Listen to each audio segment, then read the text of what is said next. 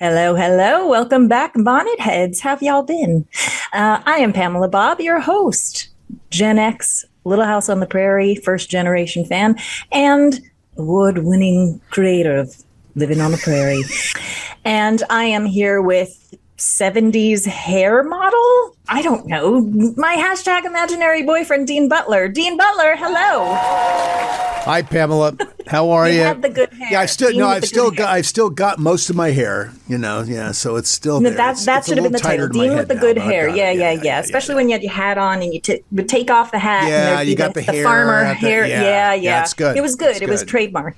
And where is Alison, Dean? We just had to start, and I know, I have a sense she will be here. She's always here. Well, she won't stand us up. No, Alison. I'm sure. Yeah, Alison will not stand us up. It's we'll get there. We'll get there. We've all seen this before. Yes. On a rare occasions. Usually she'll run in. She's got 6 bags with her, and she throws them on the table, and she sits down and puts the headphone. Hello. It's always very exciting. Yeah, actually. It's always exciting. Yeah. She's living a very exciting life. Well, how are you? What's happening? Good. Well, I have been. Speaking of talking, I have been talking with not only with the, with the recording of the book, with Prairie Man, My Little House Life and Beyond. I recorded it in 3.5 days last week. It was just a blitz through the book and was really fun. And then How many hours a day were you recording? 6. Oh, Lord. 6 hours a day, something like that. Yeah, that's a lot of talking. Yeah. While you were doing it, were there moments where you were in your head like, oh boy? There were a couple of places. There were a couple, and I won't say what they were, but there were a couple of places as I'm reading saying, "Oh my God, I wrote that." Yeah, in a good way or a bad way. and it was a little disturbing to realize that. No, but I think it's I'm reading some early reviews that people have written online, and no one is getting caught up in the stuff where I needed to say things that maybe I didn't need to say. Got it. No one is getting hung up on that. So at least not yet. And so no controversy. No, yet. no. And then beyond that, there have been, everybody's favorite. Well, my favorite publicist now, and Alison's for 30 years, Harlan Bowl, has been booking me in 3 to 4 interviews a day for the last 2 weeks. So it's just been talking about this book, and some of them have really been wonderful interviews. I mean, wow, you're on a full-on press tour already. That's amazing. It's pretty cool to get to talk about this. And what's really fun, and I know anybody who's written, I know Alison will relate to this, anybody who's written a book, you can tell when you talk to somebody if they've actually read the book. Yeah, of course. If they've taken any time at all. Obviously, the people who have actually taken the time to read the book, the interview is so much richer because they can really drill down on some things. And the fact that they have is very flattering, that they have actually taken the time. And then others, you just know that they've taken the notes that the publisher sent them and they're asking those questions. And fine, we're talking about the book and it's great. And I'm so grateful to get the chance to talk about the book. But there have been some fun stuff. There's been some fun stuff. Dean, I haven't read the book, so I couldn't tell you. I know. Well, no one's. Yeah, see, I know. You haven't read it because it hasn't. It's not out yet. Although the publisher has made it available to, and I don't know how they make that decision, but they make some book, watermarked version of the book available to people, and there's an advanced reader's copy, which is not the final version of the book. Oh, so I see. It's still yet to be corrected in that version. Now it's all corrected. I mean, I think the printed books actually hit the warehouses of Kensington publishers in about 10 days. That's crazy. Yeah. So it's great. It's pretty cool. So in addition to that, now there'll be more. Sorry, I'm sorry. Are you going to be doing book signings live? I'm going to be signing this book everywhere I can find a table. If I can find a table and a pen and a stack of books, I will be signing this. I'll be signing this book. Yeah, I'm sorry. We're going to be in Independence, Kansas this weekend as a cast, doing a yet another, in a wonderful collection of 50th anniversary events with Gravel Road Market. We're Gravel Road Markets. We're going to be out in Independence, Kansas, to a location I've never been before. I've never been to Independence, Kansas. I think it's really one of the few Laura sites that I have not been to. Have there been events there that you just haven't been to, or is this the first year? Yeah, I think, it's funny. Wendy Lou Lee, I don't know if Alison, who's not here yet, can't tell me if she's been to Independence, Kansas. So I bet she has. But she's going to be there this weekend. We're going to experience it together this weekend, along with 11 other members of our Little House family who will be there. It's going to be 13 of us this weekend. So I didn't realize it would be that big. That's great. Yeah, it's fun. Look out, Kansas. Oh, so what is it? So let's see, we've got that. Oh, and then so in addition to that, so following up later in the month, June 25th is the big release date. There'll be a book signing at the beautiful Barnes and Noble bookstore at the Grove in Los Angeles on the 27th, and I'll be in San Diego on the 28th at the American Library Association doing an event with them. So it's going to start off. It's going to start off fast. It's great. Watch out, California. He's going to be there live in person. Yeah. Cool. Well, have we heard from Alison yet? I think we have. I think Not you that have. I'm Yes. bored No, with I think you you or have. anything And like no. Listen, she's coming, and there's a reason that I think that she knows that the show is about her. Oh, I see. Should I say it? Yeah, I think you just did. Okay. Yeah. I'll officially say it now. You just okay. said, say it about her. Okay. Today is a very special day because Alison Arngrim is our guest. As much as any person who has been part of the Little House on the Prairie television series, Alison Arngrim has been at the center of the legacy, nurturing it, keeping it alive for generations of fans. We love Alison. Nellie, she's here. She's coming up. From the studios of UBN Go in Burbank, California, it's a special event podcast. This is the Little House 50th Anniversary Podcast.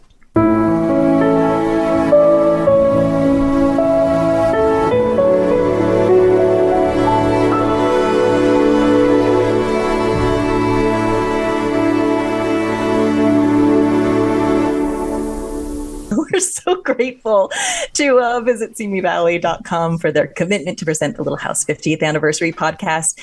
Because of the Little House on the Prairie 50th Anniversary Cast Reunion and Festival, Simi Valley is mentioned. Of course they are. In Little House conversations all over the United States and around the world. For their support and commitment to Little House and Simi Valley, we also want to thank Cozy TV, Rodex, Modern Prairie, Price Ford, the City of Simi Valley, and Adventist Health Simi Valley. Thank you all for your support of the Little House 50th Anniversary Podcast. That's us.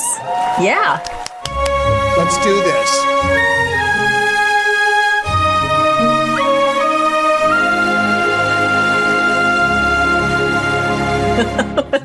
Brilliant. It's like having a live orchestra right here in my living room. All right. Are we ready to bring her in? Yes. TV's master of manipulation, a Cruella in curls, and nurturer of nasty. Oh, yeah. Welcome, everybody. Alison Arngrim. And where is she? Is she crawling up behind the table? There she is. This happened last time, too. I know. This is going to enter every week. This is her, right. And that was very funny in New York, so let's run it back. We've got it again. How are you? It's a new trend. You're here. Hi. I'm crawling out from under tables. And yes, you are. I think this week is the longest week we have not talk to each other. Oh my God. I know. It was like every day. We texted a couple days ago, but besides that, I was like, wow, this is the longest stretch. It was like 4 or 5 days without talking. Because I was in New York and it was a marathon. So let's go to a show. Let's get something to eat. Let's go. Do we have well, the day of the show was like, let's come and we'll have lunch and then we'll talk and then we'll do the show and then we'll go out and then we'll get dinner and then we'll go to the show. It was like, good God. How many shows did you see when you were in New York? You saw 5? I two a mean, day, like right? 3 days. Did you go together? Did you go to all We these saw shows one together? show together. Okay. We saw The Outsiders. I which was great. saw. What I see? I saw Dead Becomes Her, the parody of Death Becomes Her with a murder mystery thing thrown in. Of course. I saw Say Gay Place at the Starring drag university. Very good, very good. I saw Titanic, which is a parody of Titanic as told by Celine Dion. Yes, it's hilarious. Real. I was there. You weren't there. You just sang the song, or was I? And it's Celine Dion telling a fractured version. Is it her? No, someone playing. oh, it's this one. She's Someone hysterical. playing her. It's I a am Celine parody. Dion, and yes, Titanic. I know the real story, and it's a Celine Dion character giving her completely It's a big hit here in New York. fractured, upside down version of the events of Titanic music, screamingly like third grader humor. I mean, like you got to be about 10 to really ever. It's like it's just so dumb. And then we saw The Outsiders. The Outsiders. Which I was like, I was. So this based on the movie. Yes, The the Outsiders? movie and the So it's book. gangs in the 50s in It's- Oklahoma. What is it? You know how they call Dune Sleepy Star Wars? This is Sleepy West Side Story. I wasn't a fan of the movie, so I was like, about that. No, musical's great. Musical's better than the movie. I it's really really liked good. it. I really liked it. It was very good because everybody in it's so good. The singing is really good, but it's kind of West Side Story in Oklahoma. Yeah. But it's good. West Side adjacent. And then what the heck? Oh, and then I saw my childhood role model and hero, Miss Patty McCormick Bad Seed herself, in a fantastic play called Just Another Day, about a couple with Alzheimer's who meet on a park bench, and will they remember where they know each other or not? And it's like, oh my God, it was fantastic. It was fantastic. And got to see her after and everything. Wow. Yeah, she had a big old time here in the Big I Apple. saw everything. It was good. I saw everything. It was great. Good for you. I have other friends who go to New York and do the theater binge for. Do you go to like TKTS and get your last minute tickets? Because I was doing a show because I did my show. Sure. And then Right. it's like Chip Tucker who booked me. He goes, well, I'm producing this show and this show. You want to go to this? Sure. And he's like, and I can get tickets for this. Oh my God, Patty McCormick's in town. Patty McCormick's in town. Shut up. We're going. He goes, let me get tickets. And then you had some service. I did Today You Ticks. Hey, yes. Today Ticks. And you I'm got us a shouting good you out deal if you want on that one. sponsor or anything like that. And then Today Ticks is great. Chip referred me to some service, and I got a good deal on Titanic that I bought. So I just and a- Titanic. It's Love Titanic. that. Titanic. Oh, this is Celine Dion. I tell you the real story. It's so dumb. It's so dumb. It's hysterical. Yes. And it's packed. Absolutely jammed to the rafters. But it's like, So wait, is this now? How long has it been open? About a while. I think it's been over a year now. Has it really? So it's got that out of town audience coming. No, Well, it's my buddy it Drew came in, Droege. off Broadway, and then it moved downtown. It's at the Union Square. Yep, Union Theater Square. downtown. It's a huge hit. Drew Droege, my friend Drew Droege, who was in Prairie Okie, the one who played Nellie Oleson, was in it as Rose's mom. He's not in it currently. I was bummed. But yeah, he played the mother. So it's really a spoof. It's like big time. If he's in it, it's a big time. There is a spoof. character that is introduced as So I mean, you got to tell who now. iceberg. Explain who this actor is. Drew Droege is a very large man who is a brilliant comedian and actor, and also does many female characters and drag stuff. And when He is fearless. brilliant show. Fearless. Almond Grove, Prairie Okie, the send up of Little House, he was Nellie Oleson. And I came Did in you and ever? guessed You it. didn't see this, did you? I saw a bootleg. of Okay. it. Yes. Okay, good. But don't tell anyone. I guessed it as Mrs. Olsen for 2 shows, so I was walking around with this guy's like a head taller than me. He's my lovely daughter. Yeah, there he is. Yeah, No, he's yes, there, yeah. that, there. He That is Mr. Drew is Droege. He's a genius. character. He's a genius. Yeah, I mean, in puff sleeves. absolutely fearless and a riot. He's very good. Very good. Yeah. But No, the but show Titanic reminds me of, I was in Silence, the musical, for a year and a half, Silence of the which was Lambs. also a hit in New York, Send up. which is the parody of Silence of the Lambs, which is the funniest and most So clever what- show what I've were you- ever what- done in my entire you play? life. Were you playing the Jodie Foster part? I was. I started off as I understudied dying. all of the women in it, and then I was bumped up when Jen Harris, who originated the role brilliantly, and she left the show, and then they bumped me to that part. So I was able to do that for almost a year or something like that. Isn't and that still awesome to this for day, you? it's the funniest thing I've ever, and the most clever. Chris Catelli directed it. It's brilliant. funnier than Living on a Prairie? different. Oh my gosh! Well, it has to be different. I love these things. I love these pictures things. so quickly. Living on a prairie. Yeah, totally different genres.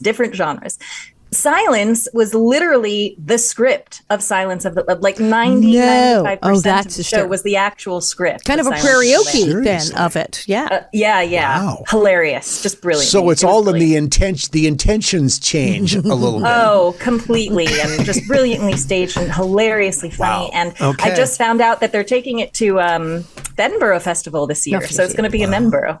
Wow. Not with me, though. With some lucky UK people. But Titanic, anyway, we're here to talk about Yes, we have to. I was we just have to going to talk say. about me. No, let's talk about you. Just, you. Titanic does include a moment where, and now, Tina Turner as the iceberg. And a character playing Tina Turner playing the iceberg walks on stage and snaps a model of the boat in half. I mean, it's like that silly. It's that level of insane. That's What, is why she like dancing the Watusi or something? Like She does it? big silver and blue costume, like I am an iceberg. It's like I said, it's Oh my snorting. God. It's snortingly fun. It's that kind of like it's dumb. Yes. Oh my God! That's everyone great. at Titanic screams their head off. When dumb is done smartly. Oh yeah, it's great. Brilliant. It's great. No, that's a very to find that fine line of between this flat out stupid and brilliant is the door. great. They come out holding the door, and they like holding up the door that they lie. I mean, and the car scene. I won't even tell you how they do the car steamed up scene. But everyone it was like fall out of chair, die. It was yes, it's really fun. Okay, I recommend Titanic. All right, so go. we're not going to talk about theater reviews. What Titanic is what it is? Yeah, Allison's theater review moment. There, all right, you're good. all right, so we need to talk about you. Send this clip over to bring it. What are we doing? What are we doing on their socials? Okay, let's talk about you, Allison. Let's talk about you. Please. You are such a beloved human being, not just actor, not just character from the show. How did that happen? But you have truly. How did that happen? How did that? How did that happen? Because it's from Nasty Nellie to the most beloved person. I and my many psychiatrists would like to know. Well, let's start from the beginning. Well, it's obviously worked. I mean, the mini They're good. Yeah, they were good. Yeah. So so you asked. Yes, ask the question. I just want to Pamela. start from the beginning, and then I will definitely get there. But you have been immersed in the entertainment business, in the entertainment industry, your entire life. So can you take us from the beginning? Tell us who your parents were, and how did you end up in the business? So, Casper. My parents. Okay. Yeah, my parents met in the theater. My mother eventually became a big hit in voiceover and was the voice of Casper, the friendly ghost. I love this person. She was Casper. She was Gumby. She was Sweet Polly Purebred, Underdog's girlfriend. Where is my Underdog? And Davy of Davy and Goliath, which is hysterical. She was kind of everybody. I'll tune into a cartoon and it's like it's something. No, my mother's not in this. And then at the end, like the characters. There's your mom and dad. Yeah, there they are. That's both of them. That's my parents. Aren't they pretty? And a character will show up. The character's mother shows up at like the end of the cartoon and go, oh, and there she is again. Okay, yeah. And a lot of the cartoons back in the old days, they just hired like two people. So my mother is, Casper and Spooky and Wendy and Nightmare, and she's Gumby and Gumby's mom and Gumby's sister, and like Goo, and not like many women too. So the fact that it was her, and there was one other sort of more well-known June Foray. June Foray. That's it. It was like June Foray. Those were the only two women. And the woman who was Rudolph the Red-Nosed Reindeer, Billy. Something. My mother was friends with the woman who was Rudolph, and we got this was my favorite. So woman Christmas was cards. Rudolph, young Rudolph with the red glowing nose. Little Rudolph, that was a lady. She was very nice, and my mother knew her, and we got Christmas cards. So as a little girl, my mother would hold up the Christmas card. Go, this is a Christmas card from Rudolph the Red-Nosed Reindeer. Amazing. I love that's one of the great animated pieces of all time. There's always tomorrow. I'll start singing it if you didn't. Yeah. I was a Gumby person. I know you always say who's different types of, if they're a Casper cartoon people, astrology. You're a Gumby. Cartoon astrology. There she is. There's my mother and Gumby. They're Casper. There's her Casper face. Yes, there she is, being Casper. So that was really weird. So I had to turn on the cartoons in the morning. I was a very small child, and they were all my mother. And I knew that's wild. This is the thing. A lot of people ask, like, how in the world? I had a huge separation between fantasy and reality at a really early age, when many kids are still like, how did the people get on the TV?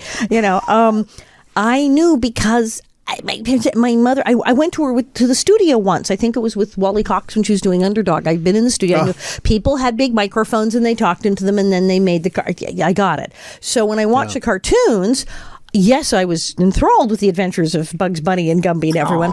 But I knew that there was a man named Mel Blanc, and that somebody somewhere was yelling into a microphone, and somebody was drawing cartoons, and they made these lovely things. And I knew that the people on TV, I would see people die on television on Tuesday, and they'd be at our house for dinner on Thursday. So I kind of figured out it's not real. Was your family's life like that? I mean, you're just sort of. It's so interesting to me when you think about the social life that goes with this world. I had Batman's agent. Well, especially your dad. I'm sorry, you had Batman's agent? Batman's agent, yes. What does that mean? Batman. No, I guess Batman. that. It's the had Batman's agent that I'm Lou reacting Sherrill. to. I was signed with Lou Sherrill as a Oh, toddler. you had him as your my agent. I had Got it. Bloody well. I'm Adam sorry, West. I was confused. I was a very important child. had Adam West agent. Damn it, I did. And that's who got me Little House. And he had the white shoes and the gold pinky ring and like the whole bit and the roles. He was hysterical. He's out of a movie. What was the scene like? Because that seems like a whole sort of subculture in and of itself. That whole agency. And your dad was part of that subculture. And then, because my parents, so when they were in New York, when my dad was on Broadway, he was in Luther with Albert Finney and Tamerlane, which was the whole one that came down from Canada. He was in your dad looks like a Broadway guy. And he was one of the shows he was in was with William Shatner. I think that was when he was in Tamerlane.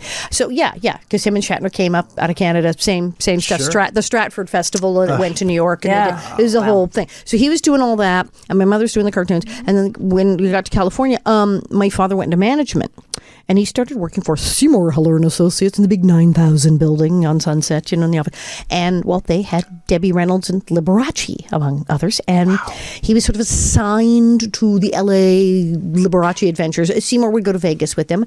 We would go to the LA shows, and we were told, well, you need to go rent a house near Liberace. So we moved to the Hollywood Hills around the corner from Liberace's house. I don't know. So he literally had, when he was managing him, he really literally had to be right there. Yes, go hands-on. Be near Liberace in case Liberace could be doing an interview. Can you come over? I need to, or I don't know, a sequin fell off. I don't know. The hell, what kind of Liberace emergency was he going to have? But in case Seymour couldn't get over there fast enough, he's having an interview. There's a problem. He could walk over, and so it was bonkers. So Liberace was a figure in my childhood, and we went trick or treating at his house because. Hell yeah, you're going to go trick-or-treat at Liberace. He's got the big Snickers. He's going to have the good stuff. Not the mini. That would put being around that kind of a crowd would put a spin on your world. No question. Saw everybody and everything. It was like we lived in Hollywood, Hollywood, and we saw show people. And I thought this was all normal. I kind of thought showbiz was a thing. As I said in my book, I thought everybody was on TV until I was 7. I thought people took turns. Oh, that's so. Isn't everyone in showbiz? People have other jobs. What are you talking about? Yeah. It was like the Truman Show. I just kind of thought it was all one big thing. What is happening? So I didn't really understand that there were people who had normal lives and weren't in show business till I was probably 8 or 9 and met more people outside of our family. Wow. It was a little weird. But so what happened though is for me it was kind of great because when people started on Little House, Catherine McGregor, Karen, who had not been famous in some weird before, hadn't been interviewed before, and were had normal lives.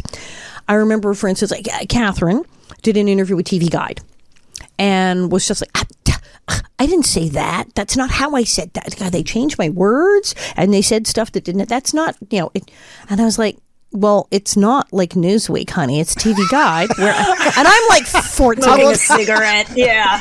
It's TV Guide. One hand and the other.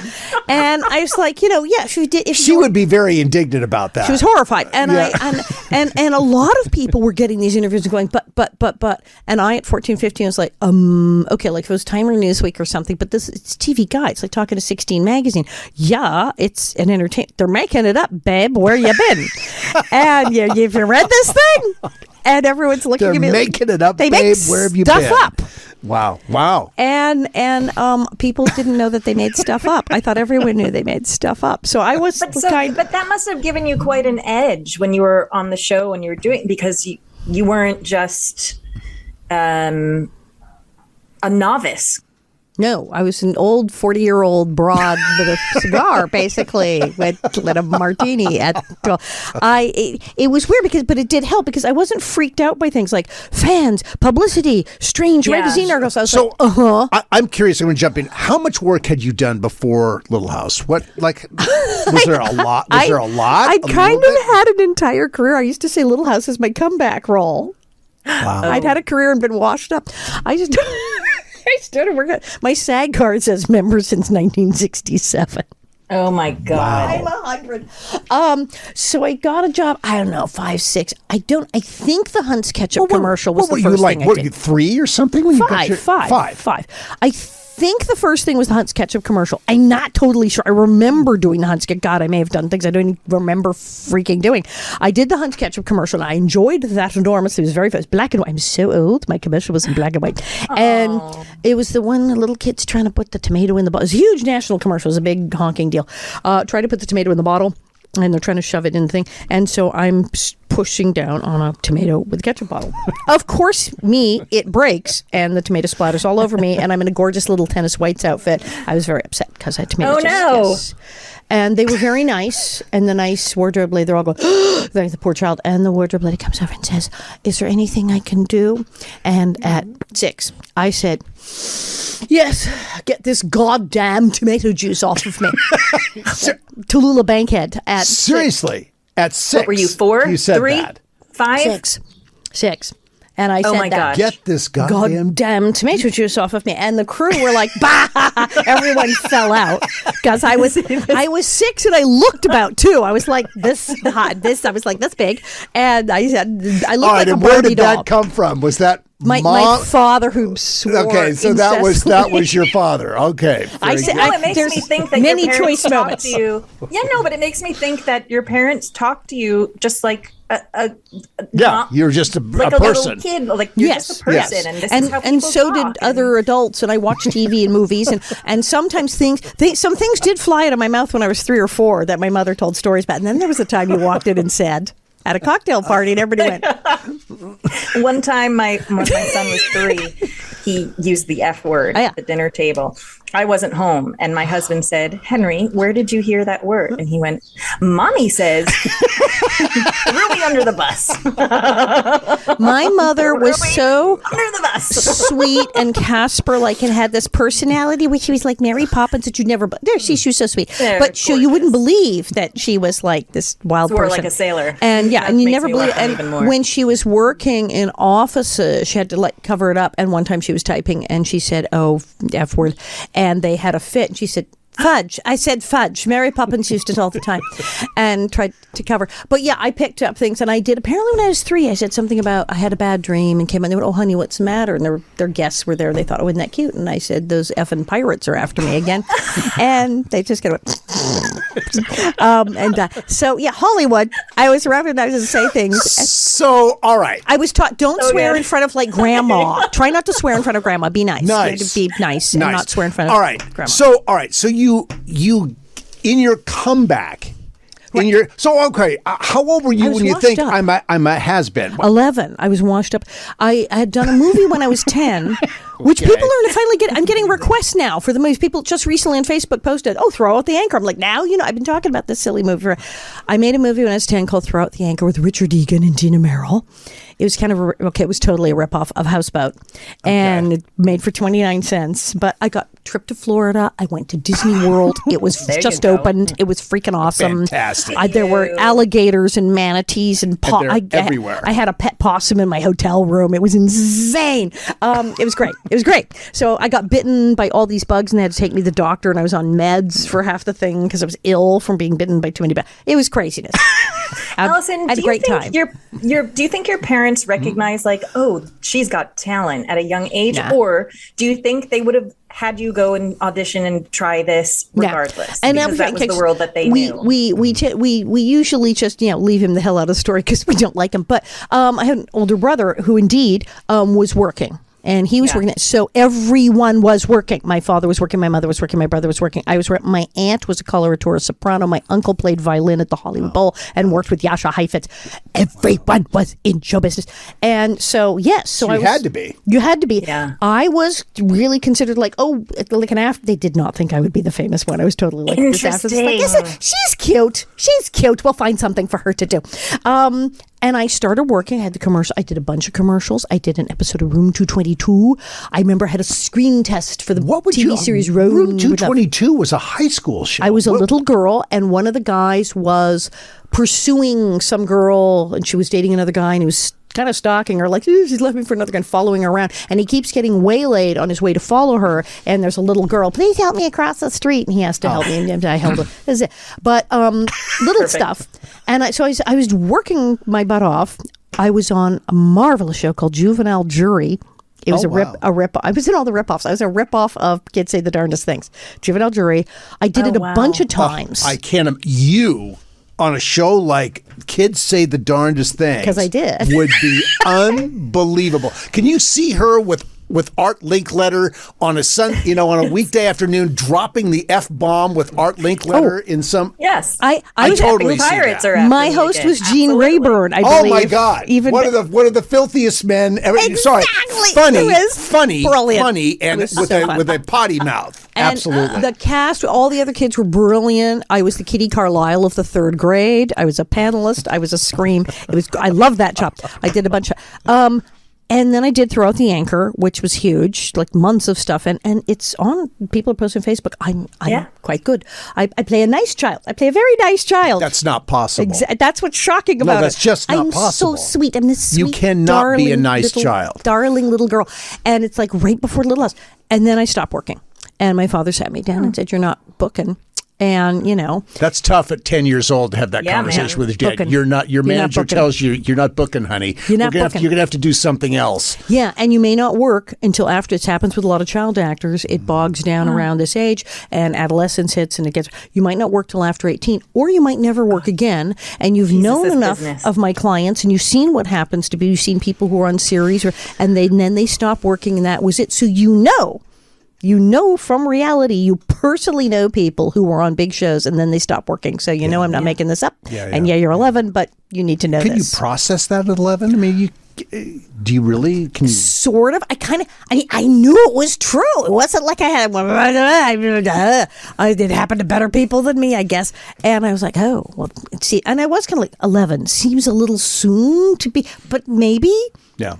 And then, of course, like 8 little months did they later, I got Little House on the Prairie. The role of a lifetime. Literally the role of a lifetime. Yeah, when I make a comeback, baby, I make a comeback. That was a hell of a comeback. That was a big one. So So the question. So when you found out you booked it, what was your response? God, was it screaming? Was it jumping up and down? Was it? Yes, and everyone, because it was like a job. An actor got a job, so anybody else got a job. Woo!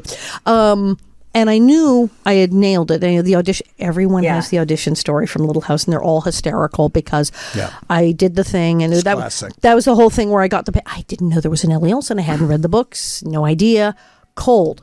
Here's these pages. No idea. I'd read for Laura. I'd read for Mary. They made the pilot. I moved on with my life. Then I get pages. And I get pen and go, what in the world? And this girl is horrible. I don't think the country girls have a penny. What do you think, Willie? And I'm like, who is this person? Who talks like this? And I'd been reading for all these sweet little children. This girl is just terrible. And I turned to my father. I said, this girl's a bitch. bitch. And he says, what are you talking about? And I read it for him. Well, my father starts laughing hysterically. It's like, oh my God, she's. And he said, okay, read it like that. I mean, exactly like that. Like, don't change anything.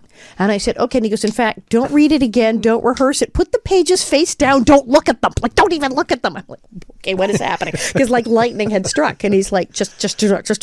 So, and then it was Michael. It was Kent McRae. It was Ed Friendly. Ed Friendly, it was the whole group. The holy, you know, it was the trifecta right there in front of me. Yeah.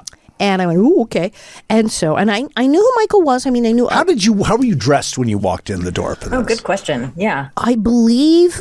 Were you prissy or were you cut like off shorts and like a purple. I kept the wardrobe from Throw Out the Anchor because I really liked the clothes. And so it was one of my like sleeveless tops and shorts and sneakers. I just being picked up after school. You were just a kid. You were going in as a kid. Cold, because I didn't know. It's like I got picked up. What? And I did today. Okay, got in the car. And there I was. I had no idea. And so I was like, okay. And so I had no clue. So I would have put on a dress or something if I had no idea. So good that you didn't. Yeah, not a clue. Yeah. And so I read the thing. And they started laughing. Now, I knew Michael was. I knew I wasn't a Bonanza fan, but I knew who he was. Of course. Lorne Greene was a famous Canadian. Lorne Greene, Michael's dad, yes. Bonanza, was the voice of the CBC. So my parents thought that was funny. That Great the voice. Famous Canadian was big American dad. So I'm like, oh, okay, it's fine. I read the thing. They become hysterical. And they said, please, could you do that again? And I said, yes, what would you like me to change? I'm asking for adjustments because I'm 100 years old at 12. So I'm like, yes, sir, what would you like me to change? Nothing. Just read the thing about the house again. No one had ever done that. Nobody ever was like sobbing with laughter and just go. So I went, okay. And so again, I said, my home is the best. Well, it's funny. Well, the way you did it was so deadpan. Yes. Alice, you read. There's no smile on your face when you read this. No, it's like and it's just also the way that you pronounce certain words. And I mean, I can't imagine the relief and the joy that they must have felt in that room when the girl finally came in. Do you know what I mean? And they know instantly, too. They thought it wasn't, it could be a fluke. That's why it's like, read it again, because they went, can she do that twice? Did we just see that? Did that just happen? What I think it was is there's a marvelous joke in there that I thought was funny at the time, and I don't know if everybody else got it. Not everyone got it, and not a lot of 11-year-old girls got it, but I got it. We have 3 sets of dishes. I'm sorry, the dish thing's hysterical. We have 3 sets of dishes, one for every day, one for Sunday, one for someone when someone very important comes to visit. Which we have never even used yet. No, it's great. She's bragging. Yeah, of course. And mom, they cut to mom when she does, and Catherine is so proud. And Richard is like rolling. Richard's hiding because it's just like, why? How is this happening? And it's like, you live in Walnut Grove, Minnesota. No one is coming to visit. You don't know anybody. You're literally the Queen pioneer people in the prairie land. Nothing. Speaking she doesn't. Of Catherine and Richard, though. So you book the job. You haven't met them yet. Yes. No. Was the first day of filming when you met your family, Catherine and Richard Bull and Jonathan Gilbert? Yeah, it was Jonathan and Gilbert. Jonah and Melissa and everybody. Everyone. It was mind blowing. I was in shock. I was actually kind of terrified. I was actually kind of shy as a kid. Okay, I was like a lot shy. I just don't believe that. I know that's it's so wild. Weird, isn't it? So I'm very sympathetic to shy people because I was pathologically shy as a child. Couldn't look anybody in the eye. Absolutely, like look at me. Shoegazing, a lot of shoegazing, and very nervous and didn't like to talk to hi and it was really weird. Well, I know because like what the hell happened? I call it the Bette Midler School of Overcompensation. I read about how Bette Midler was. How is Bette Midler shy? Apparently, Bette Midler was shy. And I read how the actress Nancy Walker, apparently very shy. What? Both of these women went to extreme lengths to fight their shyness and actually have these outrageous personalities. And I went, I could do that. And so I set myself a task. And especially when on Little House, I was getting calls, and the agent, Adam West agent with the gold pinky ring, picked up his diamond-encrusted phone to say, hey, what's going on? I said, she's not talking to people. And they said that there's something wrong with me because I was so shy. That sounds like some version of the Joey Tribbiani agent. I know, from Friends. Estelle. Yes. It sounds a little like that. Completely like that. I mean, it's so cliche, but it's true for so many. The real thing. Yeah. And so, oh God, I get so shy. So, I mean, I was trying to be very good, and I knew my lines and things, I'm going to do my work, but it was like, and then there was all these people, and so I, basically had like a nervous breakdown, like day one. I was like, what is happening? But everyone was so nice, and they were fascinating. And yes, Richard and Catherine, I did bond as a family immediately. And Richard Bull was the one who, day one or day two, but like hours in, looked at me and said, say Ruth, say about, say out. What part of Canada are you from, little girl? Yeah. And so, yes, I was like, my mother's from Vancouver. Yes, no kidding. Okay, got it. Thank you. And so there's this child with this heavily pronounced Canadian accent. And he was like, what is happening? Why is the child speaking with a Vancouver accent? Because if I wanted to sound fancy, I would speak like my mother or grandmother, which of course was a Shaughnessy Heights, Vancouver proper accent. Got it. Yes, fancy people talk like that. Yeah. So you felt an instant sort of connection with your TV family. Yes. There was no were you rehearsing? No rehearsing. No, Just we didn't do table into it. reads or rehearsing or anything. No. You came in, and if we were very, very lucky, they would say, would you like to run lines? And you obviously did that. And of course, as we know with Catherine's like, let's run lines. And then Catherine was great about that. And She wanted to run everything. She wanted to rehearse. She would have had like a full rehearsal of the show. Yes, She could totally. have. Yeah. So, Well, she's a theater broad. Yeah. Yes. Right. So she's like, where's the rehearsal? So we'd run. And then, he'd say, well, let's try one for blocking. So you'd walk onto the set and you do what the hell you think you were going to do. Well, I think I'm going to come through here and I'm going to say this and we're going to do that. And then it'll be like, okay. Yeah, that's sort of okay. But don't come around the table this way. I think you should stop here and I think you should come around the table that way. And yeah. What you're doing. No, I don't do that. No, it should be much more. No, don't do that. You shouldn't get mad yet. Or whatever direction was required. Oh, okay. And then you'd shoot the darn thing. Yeah. And that was it. Yeah. So maybe 1, 2, maybe you ran through the line. So it was almost like shoot the rehearsal. And then you were shooting. And then there'd be a couple of takes. And then, we master close up. And coverage. You do it 8 million times. I also cannot fathom the joy and excitement that Richard and Catherine must have had seeing you as their nasty little girl. I mean, it's an actor's dream to work with someone like that, a child like that, as unique and talented, and giving them so much to work off of. Yes. That was a cute little thing in the dress. And it was, talk about not me. Again, so not me. I wore jeans and high top red Converse tennies and my Mickey Mouse t-shirt, and that's what I wore to school. And suddenly I'm in a dress, puff sleeves, a petticoat. I'd never seen a petticoat in my life. My Annie Marion was like, your shoes, we need a button hook, and there's hooks and eyes. I thought I had got over this in the 20s. So what part of the persona of this character did you actually relate to the best? Well, the feeling like I'm so tired and you're all idiots. Because don't we have that? Don't you have those days you go, why is everyone stupid? And you just want to go, ah. And so Nellie was just like, what? And we've all had that. And I could, as an adolescent, where you're just, everything is, oh God, what now? You could just let that out and go, no, really? What, Laura? And that could just come out. It was great. You were just a little monster. In the best way. In the best way. My friend Jess, Jess Peterson, who managed with my dad, literally said to me when I was sitting there and seeing me with the thing in the puff sleeves and the curls and the petticoats and dress and the shoes, stared at me and said, I think this is the longest I've ever seen you wear a dress. Right. Because I would put one on if, Grandma was coming or something, and then can I take this off now? Are we done? Are we done with the charade that I wear dresses? I can take this. Can I put my jeans back on? Alison, we know that you and Melissa Gilbert had a very special bond. Another instant chemistry, immediately. Yeah. So you first met on that first day too. So it was an instant connection with her as well. Oh yeah. Yes. Because she ran the place at 9, 10 or whatever she was, and as I said, I talked about the book. It was like a prison movie. She comes and goes, "Listen here, this is who you want to talk to. You don't want to talk to. This is going on." And then and that one over there, and it's giving me the rundown on the whole place, and I'm like, How old are you? Because she was so little, even compared to me. I was like a little slip of a thing. 2 years. 2 years. Okay. But like I said, I said in my book, and Melissa liked it very much, said she guffawed. She was so small. I thought I could put her in she looked like I could put her in my purse and she could chew her way out if she had to.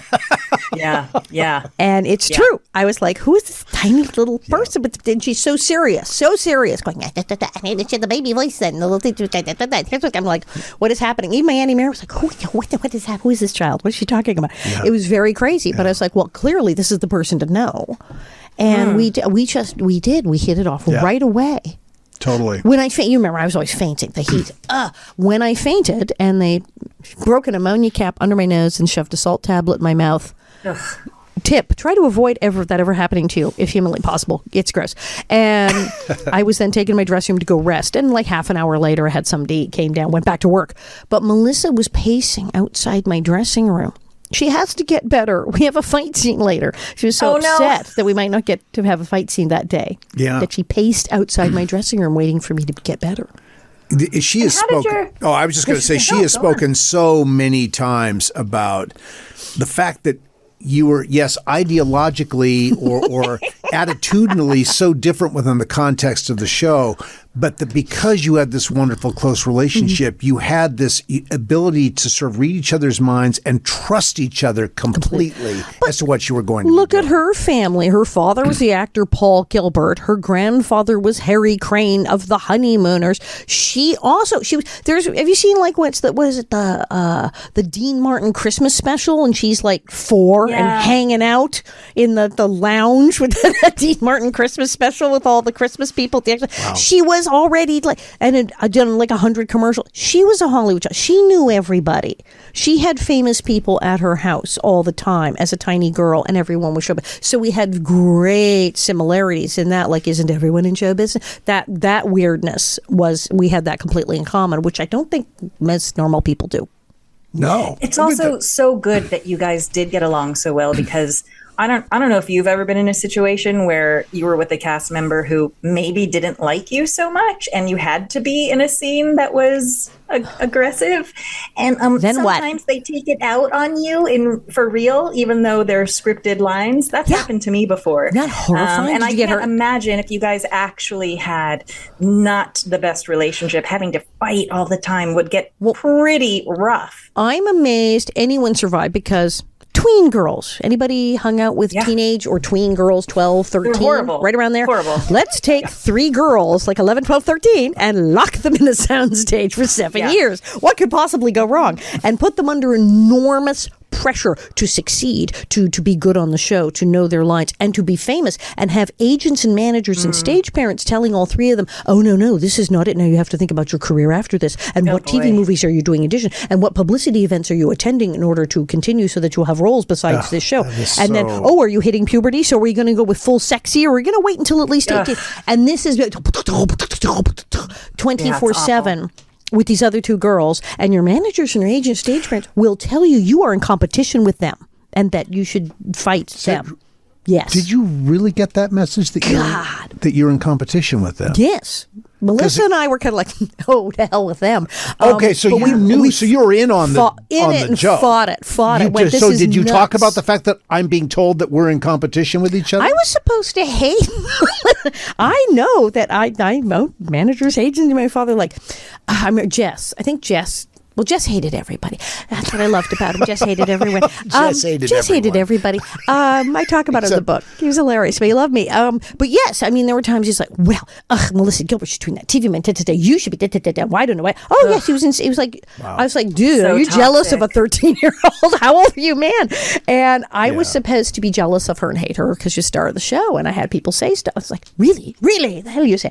And Melissa was getting the same kind of nonsense, and you are the star. And we were like, you want to get Slurpees? Yeah, let's go to 7-Eleven. Thank God. Thank God for that. We're not doing this. Exactly, Pamela. You are exactly right. God, yes. Yes. I mean, could you imagine if it had gone the other way? I mean, it could have been it so easily could have gone the other way. But you obviously had a sense of self strong enough that you knew what crazy was. Child actors get isolated. Child actors get pulled out of school away from their regular friends. I stayed enrolled in school. Okay, I wasn't there most of the year. But when I would sometimes, you're off and it's hiatus or you're off for 2 weeks, I would go back to school, Bancroft Junior High, Hollywood, and there were these yo-yos that I'd been hanging out since third grade, many of whom had parents or someone in the industry who did not care. They didn't watch Little House. Sometimes they called it Little Mouse on the Prairie and Little House on the Ferry, and they did not care that I was on the show or who the heck I played, it was fabulous. So, but there can be terrible loneliness because the kids are taught not to fraternize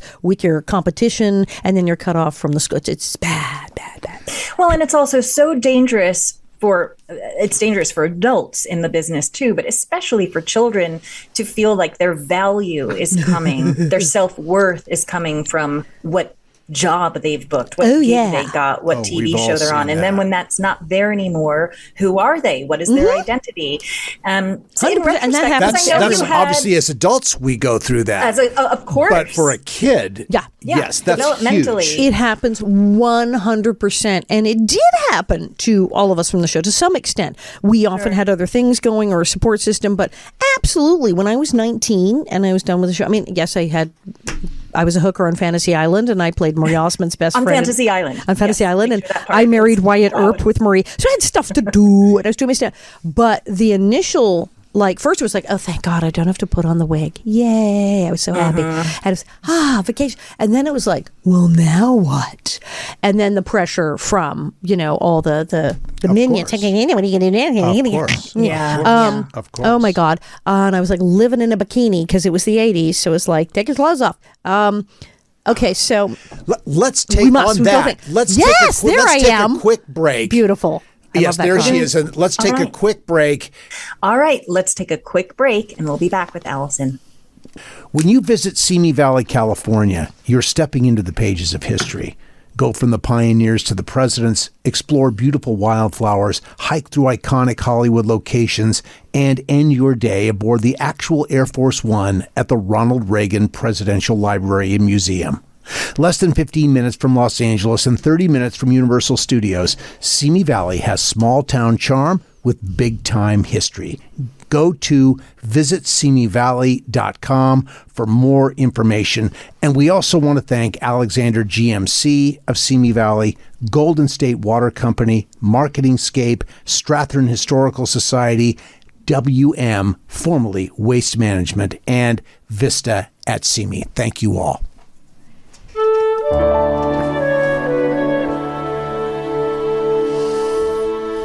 And we're back today with Alison Arngrim, our special guest. Okay, I just want to ask a quick question because we're talking about children in the entertainment business. And I know that your experience and the majority of people's experiences on Little House were positive. But I'm curious to know how you feel about children being in the business. I mean, if you had a kid who was like, I want to do this, would you be like, yes, we're going to do it? Would you be like, not so. Dumpster fire hellscape. It's so bad. And is it worse now? Is it bad? Okay, I mean, come on, there's a story. I mean, Shirley Temple had horror stories. I mean, it was worse before we were on Little House. They had established roles, but again, stuff isn't national. This is making me nuts. And I actually had a whole conversation with Paul Peterson, Melissa Gilbert, and Chris Alport. Recently, we're talking about this because there has to be national legislation. Yes, I plan to work on that and introduce because child labor laws. You say child labor laws. Who's exempt from child labor laws? Who's exempt? Farm workers and children in entertainment. Yes, we are all 100% exempt from. We were never covered by child labor federal law.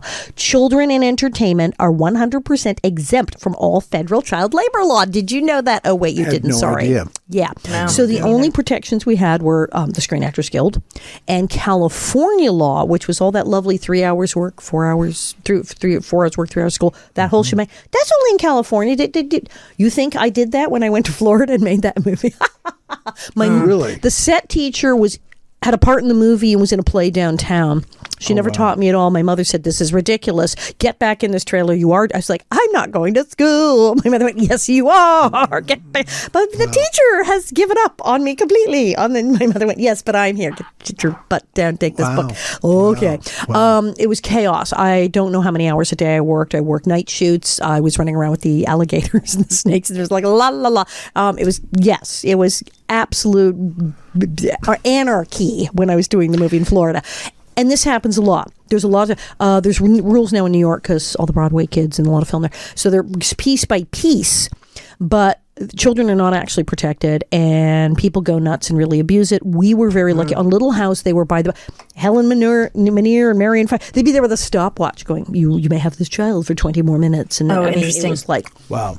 Yeah, no fooling. Wow. So we were very, very, very strict on Little House. And my work permit, by God, my grades couldn't go below a certain level, and I had to check in with the doctor and rah. But then I know people that's like, there's no way you passed a physical, and there's no way you had a C average. I know you didn't. Why do you have a work permit?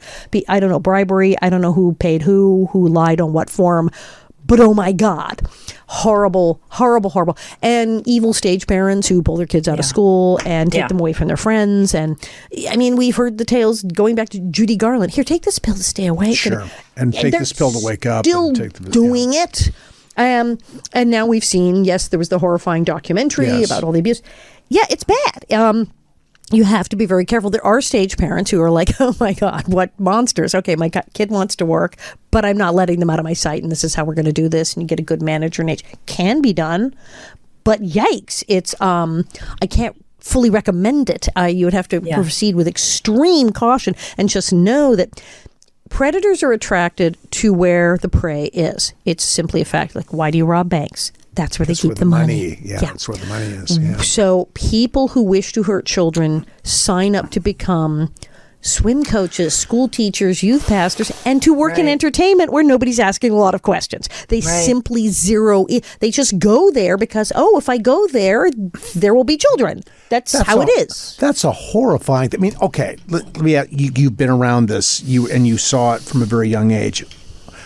I have to ask this. What do you think? Because not everybody is operating on that level. What do you think the percentage is of people who are operating slightly with a motive that is not altruistic to the children? I don't know the numbers, but it can't be good. And and the horrible part is it only takes one. It only takes one skeevy person on a production if they're in power, and that was what that whole documentary is about. Well, the documentary, there were several. There was more than just one. There were like 3 or 4. But it was insane. From the top. Now, that's the thing, is there were skeevy people up top who either were predators or went, I'm getting paid, so I'm going to look the other way. I just don't care enough to do anything about this. There's so much money involved. We're all making so much money. Just not going to bother. And some of these kids, if not all of these kids, are supporting their entire family. Yikes. Right. Then what?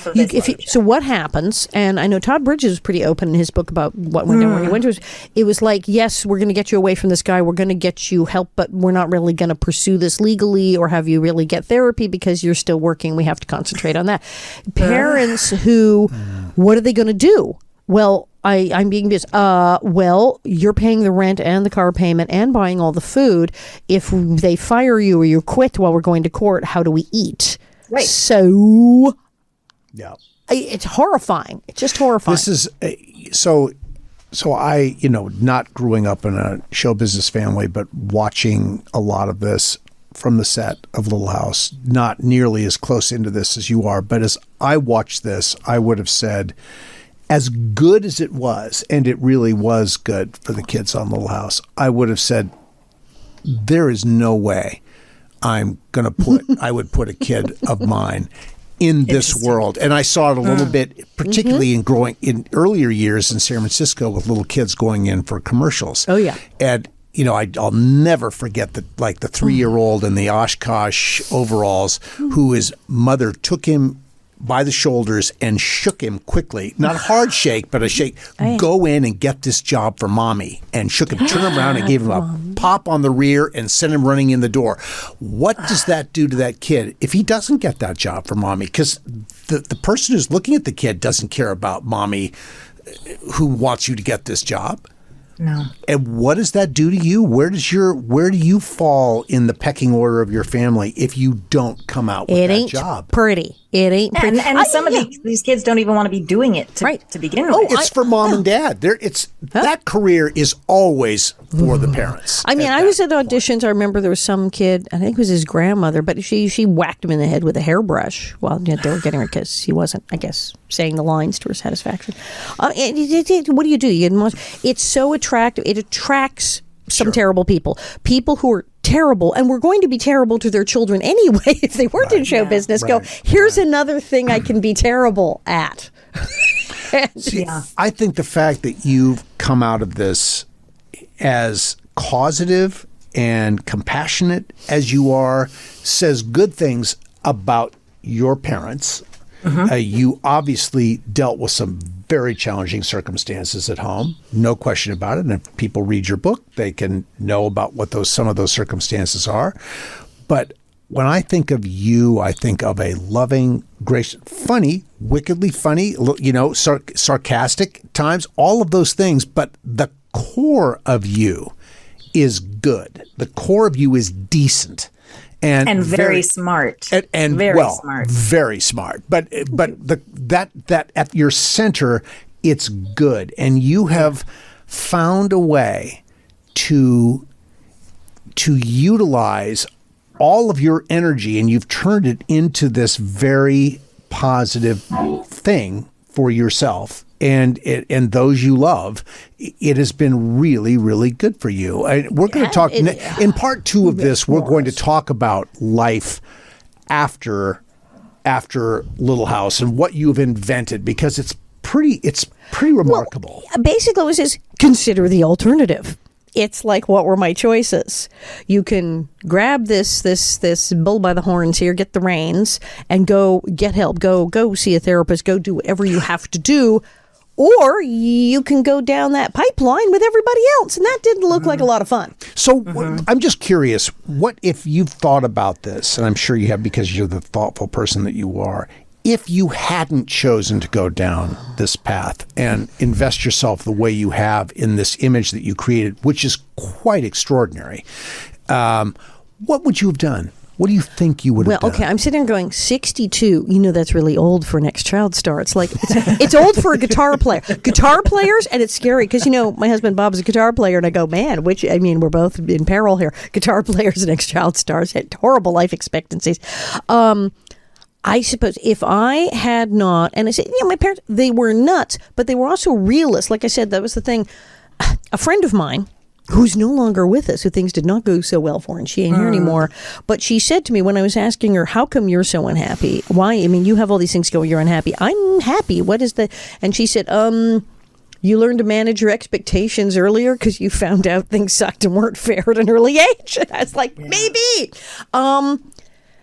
Because I got to, if I hadn't, well, I would have probably done a whole heck of a lot of drugs, like lots more than I experimented with. And did you experiment? I tried. It was the 60s when I was a little girl in Hollywood, and then the 70s. Wait a minute, you're a little girl in Hollywood. A little girl, but I'm a small child in the 60s, and everyone's doing face painting and love beads and sit-ins and demonstrations and smoking pot and taking drugs. This is all what in the there. milieu. What are you like taking? Are you hitting on a bong or something at 11? Read that book. The LSD party at 8. That didn't go well. What can I say? Drugs were everywhere. That you came out of that on the other end. Is pretty amazing. I tried. I honestly, at one point I said, I think I tried every drug known to man before like 14 and went, I don't like, not so much. And didn't like them. I did. There's a bunch of drugs I just didn't like them. There were drugs I went, I don't like this one. That is lucky. That is incredibly lucky. Me. I lack the brain receptors that process cocaine, saving me millions of dollars. and your sanity and my nose. It was so weird. I was exposed to everything, and I hung out with a lot of people who were big drug addicts and big alcoholics, and of course I would try to compete. That didn't go well, and so I was like, I guess I'm bad at this. I'm really bad at being a drug fiend. Maybe I should not try.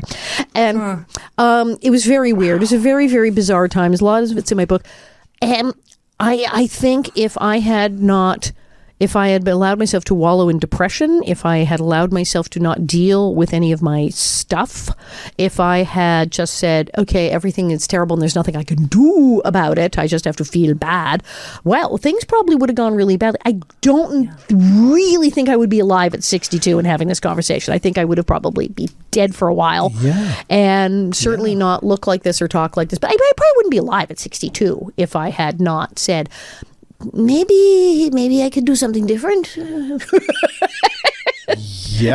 could live. We need to take. We have consumed so much time here. We need to take one more break. So, Pamela, you need to throw us, and we're going to honor this sponsor obligation again. And then we have to wrap it up. You can maybe ask a couple of questions. We'll do rapid fire word association. We're going to do that next week. We do have a rapid fire thing for next week. Oh, goody. Amazingly, but all right. So, Pamela, take us to a break.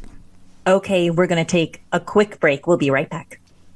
When you visit Simi Valley, California, you're stepping into the pages of history. Go from pioneers to presidents, explore beautiful wildflowers, hike through iconic Hollywood locations, and end your day aboard the actual Air Force One at Ronald Reagan Presidential Library and Museum. Less than 15 minutes from Los Angeles and 30 minutes from Universal Studios, Simi Valley has small-town charm with big-time history. Go to visitsimivalley.com for more information. Okay, we are.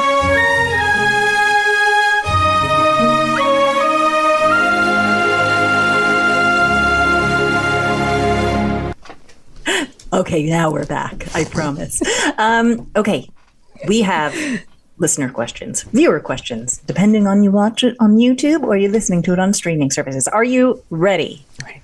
We only have time for a couple, but you guys, everyone sent in such brilliant questions, so these will last us through several episodes. So we'll get to a lot of them, not just this one and next week. Okay, Crystal Griffin Cope wants to know, what was a typical day like on set? Oh, and here I'm trying to do quick, and it's a long. The days were long. Get up insanely early in the morning while it's really, really dark, like maybe 3 a.m.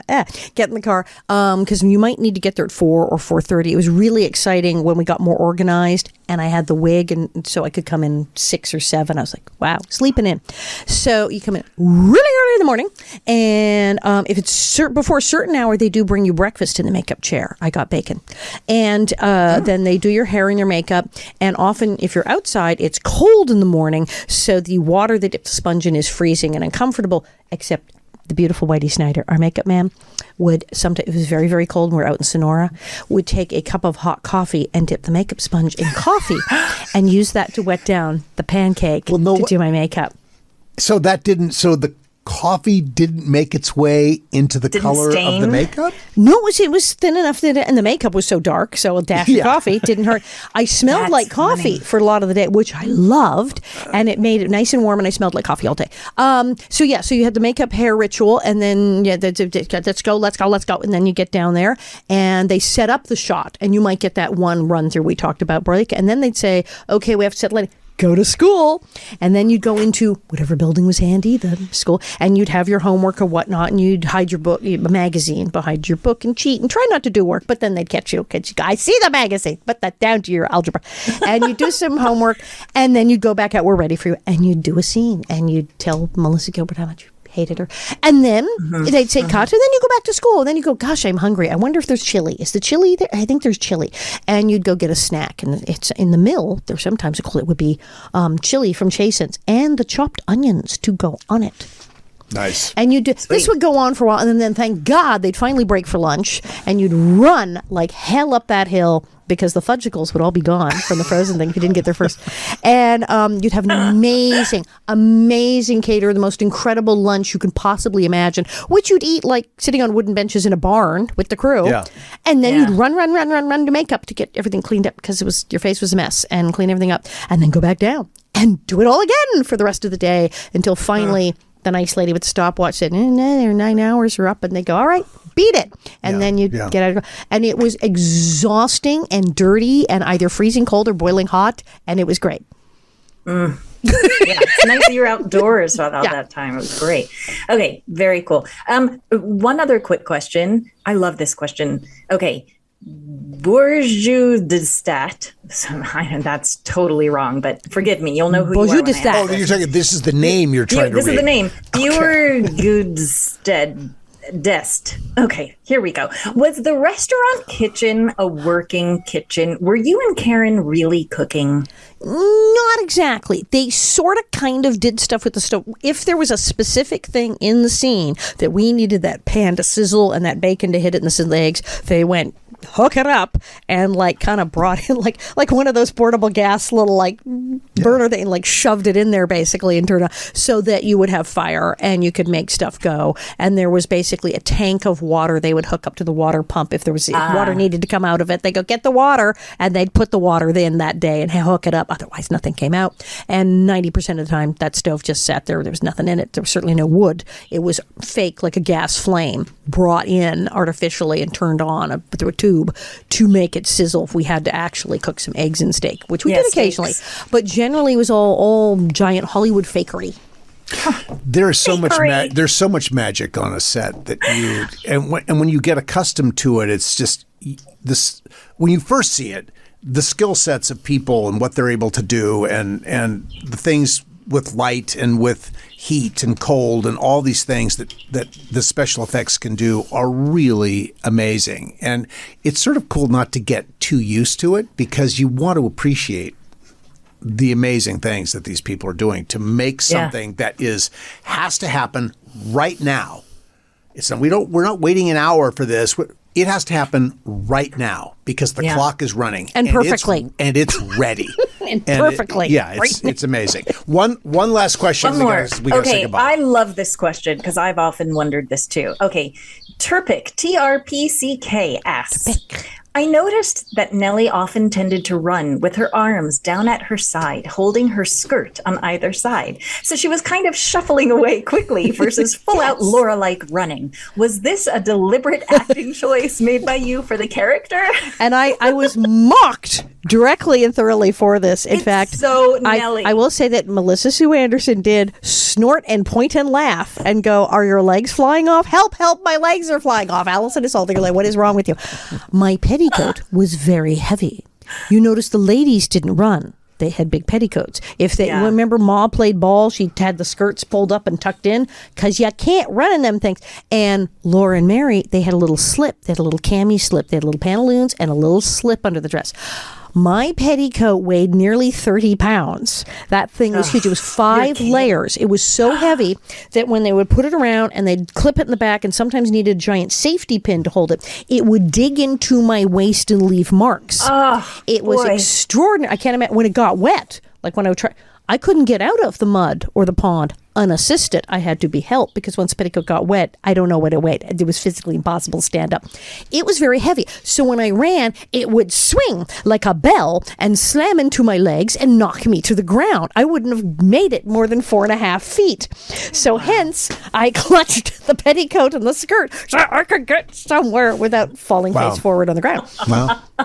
Wow, 30 pounds petticoat in 100 degrees Simi Valley weather. Fun. Good times. It was, I think, for the women, it really truly was blistering hot out there during the summer months, and inevitably you're shooting Christmas, in July, and so scarves. All of this is just insane. For the guys, it's you're wearing a pair of jeans and or some sort of a trouser and a boot and a shirt. I mean, it's like life is normal. You had a lot of wool. Yeah, if you're Michael Landon, you go shirtless every now. Yeah, and you had a lot of wool. I always thought the scratchy wool pants, that had to be bad because I saw a lot of scratchy wool pants on the man. I go, but they were lined though. They were lined. Okay, so listen, so that's got to be it for this week. We've got to dive. So take us out, Pamela. Okay, that is our podcast for today. Do not worry, we have so much more to discuss. We'll have part 2 with Alison next week, where we'll talk about our beloved Percival, the late great Steve Tracy, as well as some more serious topics around Little House being a safe space, as well as her incredible advocacy work and legacy. Yeah, so keep an eye on social media this weekend. The Prairie Folk will be in Independence, Kansas, as we talked about earlier this weekend. Big Sky Movie Ranch tours start again on June 8th. And I don't have the correct. I'm sorry, I do not have the correct URL for that. And who's going to be on that bus? I know I will be. As will I. So we'll be there together. I'm gonna do the buzz. Yeah. I think I'm doing two. You're doing the early one. Yes, I'm doing the other one because I've got to go to my granddaughter's dance recital later on the 8th. I just went to my great nieces. I am being told I will not miss the dance recital. I went all the way from Nashville to Knoxville to get to my great niece's dance recital. How old is yours? She is 7. Oh. And a very grown-up 7, too. Mine was only 4, but she was good. You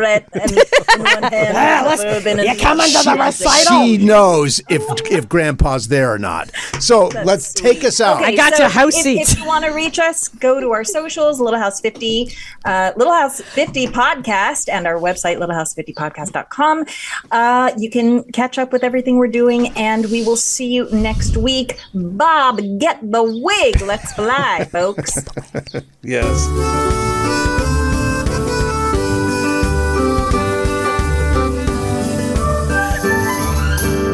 Yes, Dean nailed it.